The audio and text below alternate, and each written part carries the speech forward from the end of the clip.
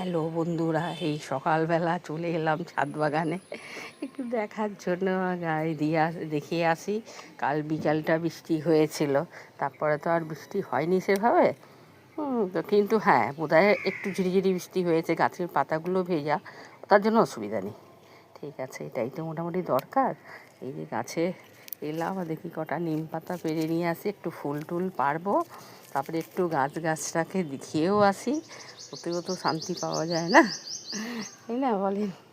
এই জন্য একটু দেখতে এলাম ছাদ বাগানে, একটু যাই, ঘুরে যাই। আর এই যে লঙ্কা বলছি, কালো কালো এই যে পিঁপড়াগুলো, এত বড় বড় পিঁপড়াগুলো হয়েছে, বড় পিঁপড়া ছোট পিঁপড়া আর পাচ্ছি না, জানেন তো। নিম পাতাগুলো কটা তোলা আছে ঘরের মধ্যে, তো সেইগুলো মিশিয়ে নিয়ে গিয়ে তারপরে আবার সব কিছু দিয়ে একটা তেলের মতন করে স্প্রে করে দেবো গাছে, তাই ভাবছি। এই দেখেন ঢ্যাঁড়স গাছে এখনও দেখছি ঢ্যাঁড়সগুলো বড় হবে, হ্যাঁ, খুব একটা বড় হয়নি।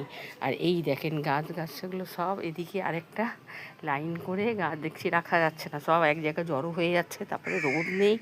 তারপরে এই যে নিয়ে এসছি এই জায়গাগুলো। আর এই গাছেও দেখেন ঢেঁড়সগুলো কেমন এই যে ধরেছে, এই যে দেখো এখন পাড়ার মতন হয়নি, কিন্তু এক লাইন ধরে পরে মানে কি প্রথম দিকে যা কম ঢেঁড়স হয়েছে, কিন্তু পেছনে পরে যে গাছগুলো বাড়লো, ওই গাছগুলোই কিন্তু, আলাদা কোনো গাছ না, ওই গাছগুলো বেড়ে আমার মনের আশা পূর্ণ করে দিচ্ছে।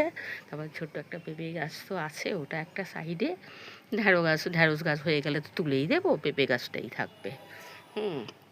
তারপরে এইগুলো নিয়ে এসে এই সব গাছগুলো, এই কমলা লেবু গাছ একটা আছে, আর এখানে পাতিলেবু গাছ একটা একটা আপনার এখানে কি বলবো, এই বাতাবি লেবুর গাছ, কিন্তু এটা হবে কি হবে না দেখেন না, একটা ডালে পাতা এসছে, সাইডে পাতা নেই, জানি না হবে কি না। একটা জবা গাছ আছে, কালকে ফুটবে। তারপরে এলাম, এসে একটুখানি ছাদ বাগানে দেখান বেগুন গাছগুলো, এখন তাও দেখে তো ভালো লাগছে।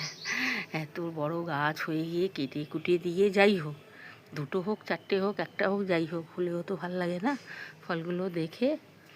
কালকে এই চেরি ফলগুলো পেরে নিলাম, এখন এই যে একটা রয়েছে, এই একটাও একটা সাইডে পড়ে আছে। তারপরে ফুল টুল এখনও দেখেন অনেক ফুল আসছে, কী সিজনে আমি বুঝি না, কিন্তু আবার একসময় হয় না, শীতের দিনে কিন্তু আবার হয় না। আর টমেটো গাছটার মধ্যেও দেখেন টমেটো তো পাকছে না, ভাবছি টমেটো তুলে নিলে ঘরে ব্যবহার হয়ে যাবে।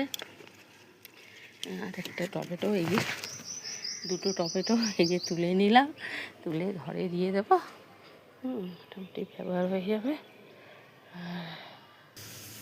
আর টমেটো, এখন তো টমেটো আর কেনা যাচ্ছে না।